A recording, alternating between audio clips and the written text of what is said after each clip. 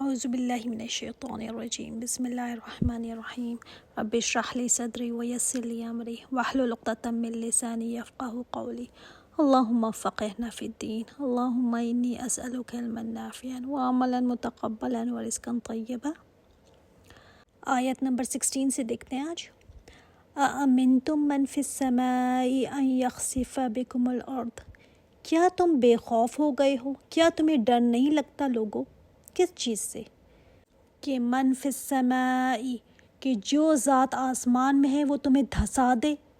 فی السماء سے پتہ چلتا ہے کہ اللہ تعالیٰ عرش پر ہے۔ قرآن میں اور جگہ بھی آتا ہے کہ اللہ تعالیٰ اپنے عرش پر ہے۔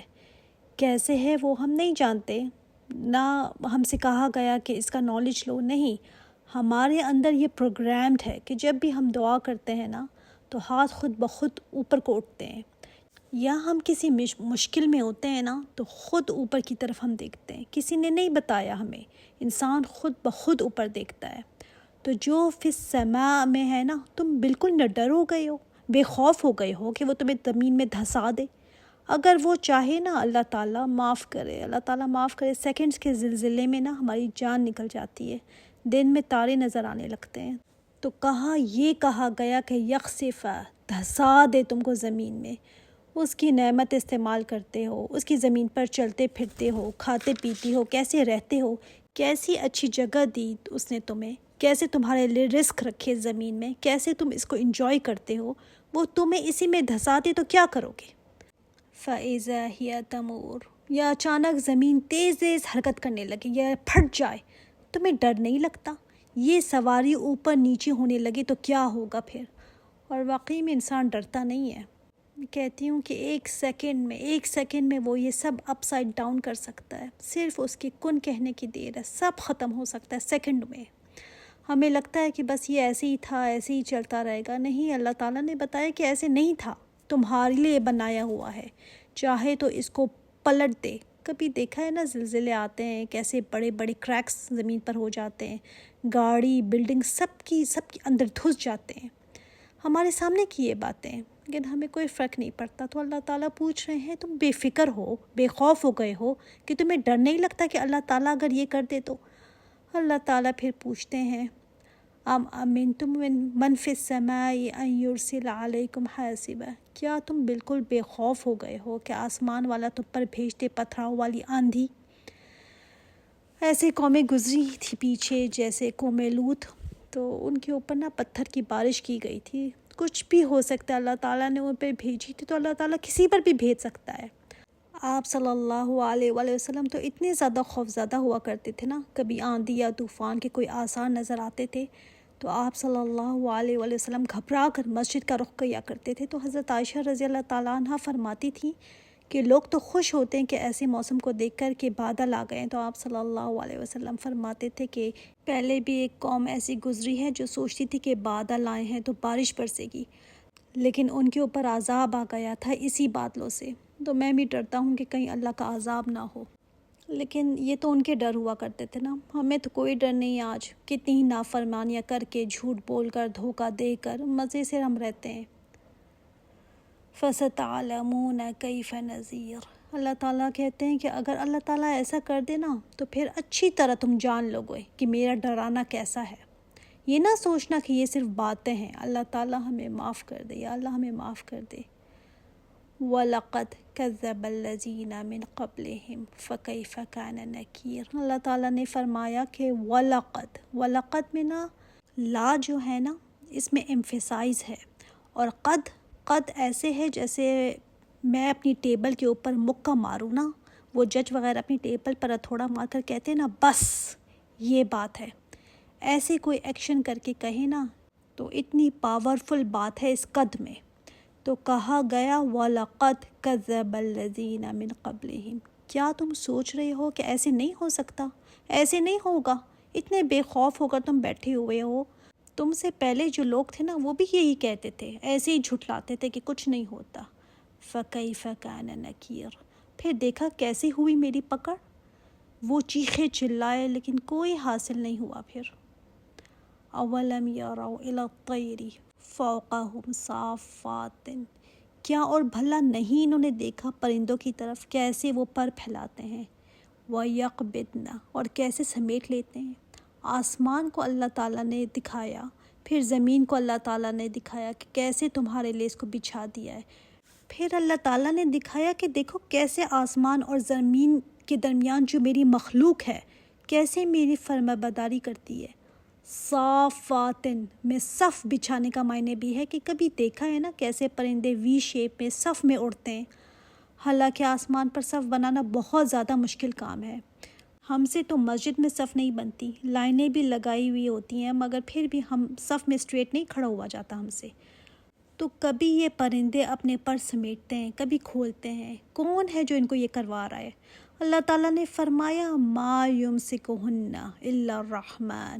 یہ نہ سمجھنا کہ یہ خود ہی اڑتے ہیں، اگر وہ خود ہی اڑتے ہیں تو پھر تم بھی اڑ جاؤ نا، نہیں اڑ سکتے نا ہم۔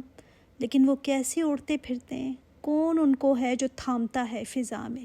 کون ان کو اڑاتا پھرتا ہے؟ زمین کی گریویٹی سے نیچے کیوں نہیں گر جاتے وہ؟ ان کو تھاما ہوا ہے کس نے؟ رحمان نے۔ قرآن میں دوسری جگہ بھی آتا ہے کہ آسمانوں کو بھی اللہ تعالیٰ نے تھاما ہوا ہے۔ اگر وہ نہ تھامے نا ان آسمانوں کو تو یہ تمہارے اوپر گر جائیں۔ کیا ان چیزوں پر کبھی ہم نے سوچا ہے کہ اس کے پیچھے کوئی ذات ہے جو اسے تھامے ہوئی ہے؟ ایک کافر اور ایک مومن میں نا یہی فرق ہونا چاہیے کہ کافر دیکھتا ہے کہ پرندوں کو اڑتے ہوئے دیکھتا ہے، انجوائے کرتا ہے، گرینری دیکھتا ہے، انجوائے کرتا ہے، مگر مومن اسی پرندے کو دیکھ کر غور کرے گا اس ذات پر جو اس پرندے کو اڑانے والی ہے، جو اس کے پیچھے ذات ہے اس پر غور کرے گا۔ دیکھتے سبھی ہیں مگر ڈفرنس ہے نا۔ ما یمسکہن الا الرحمن، نہیں تھامتا ہے ان کو مگر رحمان ہی۔ انہ بکل شیء بصیر، وہ تو ہر چیز کو دیکھنے والا ہے، کوئی چیز اس کے نظر سے اوجھل نہیں ہے۔ ایسا نہیں ہے کہ اللہ تعالیٰ نے کائنات بس بنا دی اور بنا کر چھوڑ دی ہے۔ بعض لوگوں کا یہ بھی عقیدہ ہے کہ وہ ہر چیز کو تھوڑی مانیٹر کر رہا ہے، بس خود ہی چل رہی ہے، اس نے بنا دی بس بنا کر چھوڑ دیا ہے۔ نہیں، ایک ایک برڈ کو، ایک ایک چیز کو وہ تھامے ہوئے ہے، ہر آن اپنی مخلوق کو وہ تھامے ہوئے ہے، ان کو تھام کر سسٹین کرتا ہے، ان کی پرورش کر رہا ہے، ان کو کھلاتا ہے، پلاتا ہے، ان کو سلاتا ہے۔ وہ چلا رہا ہے ہمیں تبھی ہم چل رہے ہیں، اس نے زندہ رکھا ہوا ہے تبھی ہم زندہ ہیں۔ امن ھذا الذی ھو جند لکم ینصرکم من دون الرحمن، یہاں پر ایک سوال ہے اللہ تعالیٰ کی طرف سے، کون ہے وہ؟ کون سا لشکر ہے تمہارا؟ کوئی فوج ہے تمہارے پاس؟ کوئی لشکر؟ کون سی فوج ہوگی جو تمہاری مدد کرے رحمان کے سوا؟ اگر رحمان تم کو چھوڑ دے نا تو کون سی فوج ہے جو تمہاری مدد کے لیے آئے؟ کیا تمہاری فوجیں کھڑی ہیں یا تمہارا کوئی لشکر ہے جس پر تمہیں بڑا ٹرسٹ ہے کہ فلاں آ جائے گا تو فلاں آ جائے گا، فلاں مجھے بچا لے گا؟ کوئی ہے؟ تمہیں مدد کی ضرورت ہو تو کون ہے جو اس کے مقابلے میں تمہاری مدد کر سکے؟ ہم جو نافرمانی کرتے ہیں نا تو ہوگی ہماری پھر کوئی فوج کہ وہ آ کر کہے نہیں نہیں چھوڑ دو اس کو، کوئی ہوگا نا ہمارا، تبھی تو ہم اتنی بے فکری سے رہتے ہیں۔ اور یہاں پر من دون اللہ نہیں آیا، من دون الرحمن آیا ہے۔ کیوں؟ اس رحمان کو چھوڑ کر، اتنے رحم کرنے والے رب کو چھوڑ کر تم اپنے بھروسے کہیں اور رکھتے ہو؟ تم نے کچھ اور لوگ بنائے ہوئے ہیں جس پر تمہیں گمان ہے کہ یہ ہمارے لیے کریں گے۔ کیا ہو گیا ہے تمہیں؟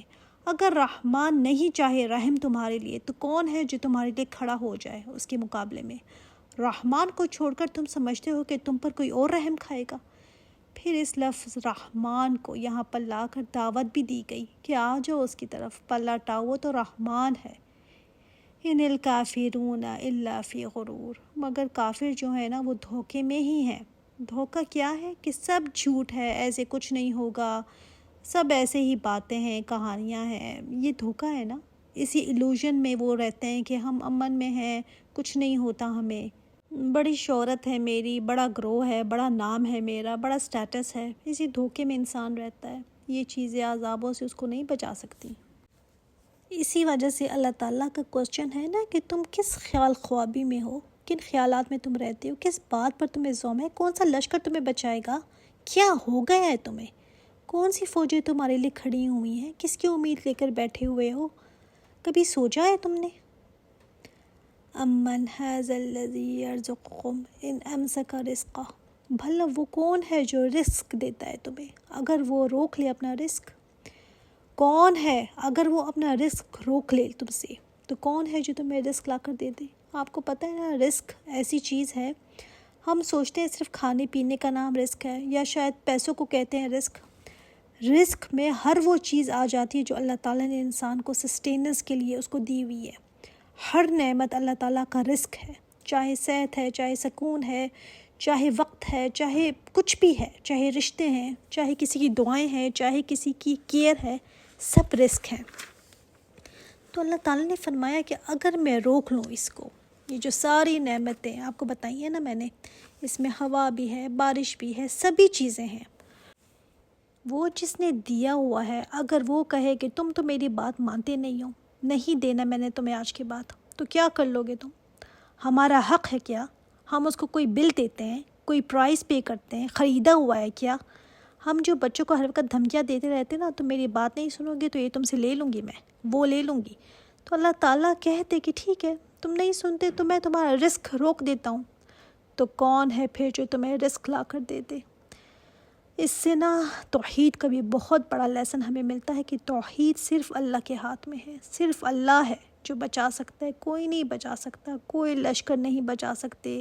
اور رزق میں جب ساری چیزیں ہی آ گئیں، اولاد بھی آ گئی، تو پھر کس چیز کے لیے تم دوسروں کے در پہ جاتے ہو؟ اللہ تعالیٰ نے کوسچن کیا ہے کوئی، بل لجوا فی عتو و نفور، بلکہ اڑے ہوئے ہو تم سرکشی میں۔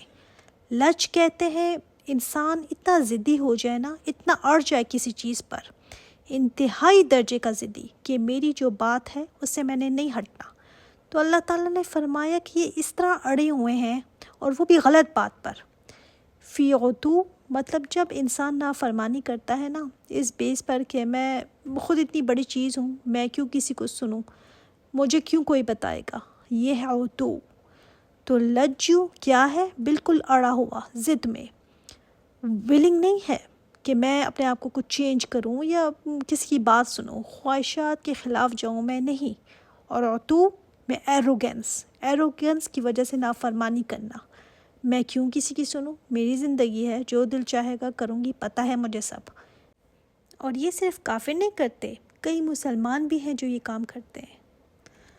تو کہا گیا وہ نفور، نفرت میں، ایروگنس بھی ہے، تکبر بھی ہے ان میں، اور غلط بات پر اڑے رہنا، اللہ تعالیٰ کی بات، دین کی بات سے دور بھاگتے ہیں۔ یہ تمہارا رزق اس کے ہاتھ میں ہے، اس کے مقابلے میں تم اس کے آگے تم ضد میں آتے ہو، سوچو تو صحیح تم کر کیا رہے ہو۔ اتنی پرووکنگ آیات ہے نا، یہ کوسچن کر کر کے پوچھا گیا ہے، بتایا نہیں گیا کہ اللہ تعالیٰ کے ہاتھ میں ہے تمہارا رزق، بلکہ پوچھا گیا ہے کہ وہ اگر اپنا رزق روک لے، تاکہ تم سوچو تو صحیح کہ واقعی میں اگر وہ روک لے تو میں جاؤں گی کہاں۔ جھنجھوڑا گیا ہے انسان کو کہ بتاؤ نا کہاں سے لاؤ گے اپنا رزق، کیسے سروائیو کرو گے اگر وہ روک لے تو۔ تم سے تمہاری آنکھیں لے لے، تم سے سننے کی صلاحیت لے لے، تم جو بیج ڈالو تو کچھ نہ اگے، پانی ہوا روک لے، بتاؤ نا کہاں سے لاؤ گے یہ سب۔ اللہ اکبر! لیکن تم کیا کرتے ہو؟ لجوا فی عتو و نفور، یہ ہے تمہارا حال۔ افمن یمشی مکبا علی وجہہ، کیا وہ شخص جو سر نیچے اور پیر اوپر چہرے کے بل چل رہا ہو، اہدی، زیادہ ہدایت یافتہ ہے، امن یمشی سویا علی صراط مستقیم، وہ جو چل رہا ہے سیدھا، سویہ کسے کہتے ہیں؟ اسٹریٹ جو چل رہا ہے، کس پر؟ صراط مستقیم پر۔ کون زیادہ ہدایت یافتہ ہے؟ ایک وہ ہے جو لجو فی عتو و نفور ہے، یہ وہ ہے جس کو بات بتائی جائے تو وہ تو دور بھاگتا ہے نا، اڑا ہوا ہے اپنی بات پر، اپنی ضد پر۔ تو اللہ تعالیٰ نے بتایا اس آیت میں کہ اس کی مثال ایسی ہے جس نے اپنا سر نیچے کیا ہوا ہے اور منہ کے بل چل رہا ہے۔ قیامت کے دن بھی حدیث میں آتا ہے کہ اللہ تعالیٰ لوگوں کو چہرے کے بل چلائے گا۔ صحابہ نے پوچھا یہ کیسے ہوگا؟ تو آپ صلی اللہ علیہ وآلہ وسلم نے فرمایا کہ جو پیروں کے بل چلا سکتا ہے وہ چہروں کے بل بھی چلا سکتا ہے۔ یہ ایسے لوگ تھے جو ایروگینٹ ہوا کرتے تھے۔ تو اللہ تعالیٰ نے فرمایا کہ بتاؤ نا کون زیادہ ہدایت یافتہ ہے، جو سر کے بل چل رہا ہے، جس کا سر ہی نیچے ہے، اس کو سیدھا راستہ کہاں ملے گا؟ کیا یہ اور جو سیدھا راستہ دیکھ دیکھ کر چلتا ہے وہ برابر ہو سکتے ہیں؟ تم ایسے نہ بن جانا کہ سر تمہارا بھی نیچے ہو جائے۔ زبردست یہاں پر نا انالوجی بتائی گئی ہے کہ تمہارا سر نیچے ہے تو سیدھا تو تم دیکھ ہی نہیں پا رہے، سب اپ سائڈ ڈاؤن تمہیں نظر آ رہا ہے، اس میں تم کیسے سیدھا راستہ دیکھو گے؟ اس میں ذلت بھی ہے۔ علماء لکھتے ہیں سبحان اللہ کہ ایک کتا ہوتا ہے نا، کیسے زمین پر وہ سونگ سونگ کر چل رہا ہوتا ہے، کیوں؟ کسی چیز کے پیچھے ہوتا ہے نا، وہ کسی اسمیل کو فالو کر رہا ہوتا ہے، تو جب وہاں تک پہنچتا ہے اب پتہ نہیں وہاں پر کیا ہے، کوئی مردہ چوہا ہے یا کچھ اور مردہ جانور ہے، تو اس کو اسمیل نے اٹریکٹ کیا اور وہ سونگتے سونگتے پیچھے پیچھے وہاں تک پہنچ گیا۔ یہ کدھر جا رہا ہے؟ جدھر اسمیل جا رہی ہے۔ اسی طرح جو انسان اپنی ڈیزائرز کے پیچھے چلتا ہے نا، اپنی خواہشات کے پیچھے چلتا ہے، وہ بھی اسی کتے کی مانند ہے۔ خواہشات اس کو جدھر جدھر لے کر جاتی ہیں وہ چلتا جاتا ہے، سر نیچے کیا ہوا، جدھر خواہشات جدھر ڈیزائرز اس کو لے کر جائیں گی اسی کے پیچھے وہ چلتا رہے گا سر جھکائے ہوئے۔ اس کو پرواہ نہیں ہوتی راستہ کیا ہے، کہاں جا رہا ہوں، آگے گڑھا ہے کیا ہے، کتے کی طرح چلا جا رہا ہے سر نیچے کیے ہوئے، تو وہ کہاں راستہ پائے گا؟ ہدایت صرف وہ پا سکتا ہے جو سیدھا ہو کر راستہ کو دیکھے، اپنے عقل استعمال کرے، میک شیور کرے کہ یہی صحیح راستہ ہے۔ تو اللہ تعالیٰ نے فرمایا کہ وہ صحیح راستے پر ہے یا یہ؟ تو جانور کی طرح نہ ہو جانا، حیوانی انسٹنکٹس جو ہے نا اس پر اپنی زندگی مت گزارنا، اینیملز کی طرح زندگی نہ گزار کر آ جانا۔ انسانوں کا تو کوئی گول ہونا چاہیے لائف کا، بس کھانا پینا شاپنگ جاب، بس کام پر گیا پھر کام سے آیا پھر کھایا پیا پھر سو گیا پھر ویکینڈ آ گیا پھر گھوم پھر لیا پھر کام سٹارٹ ہو گیا، بس یہی ہے زندگی؟ انسان اسی مقصد کے لیے بھیجا گیا ہے کیا؟ نہیں، اس مقصد کے لیے نہیں بھیجا گیا۔ تو جانور بھی کرتے ہیں، دنیا کے کام نہیں چل رہے تھے تو چلو انسان کو بنا دیا گیا کہ یہ بھاگے دوڑے، اس میں نہیں، کوئی گول ہے انسان کا۔ قل هو الذی انشأکم، قل سے بات یہاں پہ شروع کی گئی کیونکہ اللہ تعالیٰ بات نہیں کرنا چاہتے۔ اتنی باتیں تمہیں بتا کر ابھی بھی تمہیں اگر سمجھ نہیں آئی نا تو اللہ تعالیٰ نے اب بات نہیں کرنی تم سے، تو کہا اے نبی آپ ان کو بتائیں۔ 6 بار آگے کل آئے گا، اس سے پتہ چلتا ہے کہ وہ لوگ کوئی ایسی باتیں، ایسے کوسچنز کیا کرتے تھے جن کا جواب اللہ تعالیٰ دینے کو کہہ رہے ہیں۔ قل هو الذی انشأکم، اللہ تعالیٰ فرماتے ہیں وہی ہے جس نے پیدا کیا ہے تم کو۔ کیا تھے ہم 100 سال پہلے؟ ہمارا کیا نام و نشان تھا؟ کیا ہستی تھے ہم؟ کچھ بھی نہیں۔ وہی ہے جس نے پیدا کیا ہے تمہیں، ایک وجود دیا تمہیں، اور آج ہو تمہاری کوئی پہچان ہے۔ اس نے تمہیں کان دیے، آنکھیں دیے، دل دیے۔ کان اور آنکھیں کیا ہیں؟ سماعت اور بصارت، سننے اور دیکھنے کی قوت دی، اور دل دیے، اور فؤاد میں نا وہ دل جو جذبات کے ساتھ جو سوچے، وہ دل جو خیالات، جس میں خواہشات، انسان کے ایموشنز ہوتے ہیں نا، وہ دل فؤاد کہلاتا ہے۔ تو جب دل کے ان جذبات کی بات آتی ہے نا، تو ورنہ قلب کا لفظ بھی آتا ہے دل کے لیے، مگر فؤاد جذبات والا دل، تو یعنی تمہیں اللہ تعالیٰ نے دل دیے تاکہ تم سوچو سمجھو، آنکھیں دیے، کان دیے، یہی چیزیں ہیں نا۔ انسان جب کچھ دیکھتا ہے یا سنتا ہے تو بات سمجھ آتی ہے، پھر دل پروسیس کرتا ہے اور ہم ایک کنکلوژن پر پھر پہنچتے ہیں کہ یہ ہونا چاہیے، ایسے ہونا چاہیے۔ یہ نعمتیں ہیں اللہ تعالیٰ کی۔ یہ کان آنکھیں تم کو دی کسی کام کے لیے دی نا، ورنہ جانوروں کی بھی آنکھیں ہیں، کان ہیں، تھوڑا بہت عقل تو ان کو بھی ہے، مگر جو عقل تمہیں دی ہے نا وہ ان کے برابر نہیں ہے۔ اس لیے تمہارے اوپر ذمہ داری بھی بہت بڑی ہے۔ تمہیں اشرف المخلوقات بنایا ہے، تمام مخلوقات نیچے ہے تم سے، تمہیں ہائیسٹ لیول پر رکھا ان چیزوں کی وجہ سے۔ تمہاری آنکھیں، تمہارے کان پروسیس کرتے ہیں کہ کوئی کیا کہہ رہا ہے، لیکن قلیلا ما تشکرون، بہت ہی کم تم شکر کرتے ہو۔ بندوں میں بہت ہی کم ہیں جو شکر ادا کرتے ہیں۔ اور دوسرا معنی کوالٹی آف شکر، کہ تم بہت ہی کم شکر ادا کرتے ہو۔ تم سوچو تو صحیح نا، یہ آنکھیں جو تمہیں دی ہوئی ہیں، ایسے نہیں کہ بس آنکھیں ہیں تو بس ہیں، وہ تو اندھے کی بھی آنکھیں ہوتی ہیں۔ کس طرح تم دیکھتے ہو، اس سے کیسے کلرز دیکھتے ہو، کس طرح تم ڈسٹنس دیکھتے ہو، کوئی چیز تمہیں کس طرح نظر آتی ہے، تو یہ آنکھیں تمہاری دیکھتی ہیں، اس کو پہچان سکتی ہیں، کتنے ریسیپٹرز اس میں لگے ہوئے ہیں، تب جا کر انسان بیلنس لائف گزارتا ہے۔ مگر اے انسان تم بہت ہی کم شکر ادا کرتے ہو۔ وہ کسی نے ایک واقعہ شیئر کیا کہ ایک بادشاہ تھا، اس نے اپنے وزیر سے پوچھا کہ میرے یہ جو دربان ہے، میرے سپاہی، یہ جو خادم ہیں، اتنے پرسکون کیسے رہتے ہیں؟ میرے پاس تو اتنی بڑی بادشاہت ہے، مجھے پھر بھی سکون نہیں ہے۔ وزیر نے کہا ان کو 99 کے چکر میں ڈال دیں تو ان کو بھی سکون ختم ہو جائے گا۔ بادشاہ نے پوچھا اچھا وہ کیسے؟ اس نے کہا ہر ایک کے گھر کے آگے ایک سراہی رکھ دیں جس کے اندر اشرفیاں ہوں اور اس پر لکھ دیں 100 اشرفیاں ہیں اس میں۔ تو اس نے خادم کو بھیجا، اپنے ایک سپاہی کے گھر کے باہر اشرفیاں رکھوائیں اور دروازہ کھٹکھٹا کر چھپ گیا۔ سپاہی اندر سے نکلا، اس نے سراہی اٹھائی، اندر لے کر گیا تو دیکھا اس کے اوپر لکھا تھا اس میں 100 اشرفیاں ہیں، 100۔ بڑا خوش ہوا۔ اس نے جب انہیں گنا تو 99 تھیں، بڑا پریشان ہوا۔ اس نے کہا یہ تو یہاں پر لکھا ہے کہ 100 ہیں تو کہیں ایک گر گئی ہے۔ اس نے اپنے گھر والوں کو ڈھونڈنے پر لگایا، باہر اندر جگہ ہر جگہ ڈھونڈا، کسی طرح وہ مل نہیں رہی۔ اتنا غصہ بھی کر رہا ہے، پریشان بھی ہے، گھر والوں کو برا بلا بھی کہہ رہا ہے۔ اس کی نیند بھی حرام ہو گئی، اگلے دن بھی فرسٹریٹڈ کہ کہاں گئی ایک۔ وزیر نے کہا دیکھو وہ ایک کے پیچھے اپنے آپ کو ہلکان کیے رکھتا ہے اور جو 99 اس کے پاس ہیں اس کا شکر ادا نہیں کر رہا۔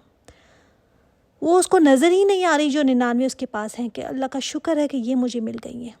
ایک کے پیچھے اپنا سکون اس نے برباد، اپنا چین لٹایا ہوا ہے۔ ہم بھی ایسے نہیں ہیں کیا؟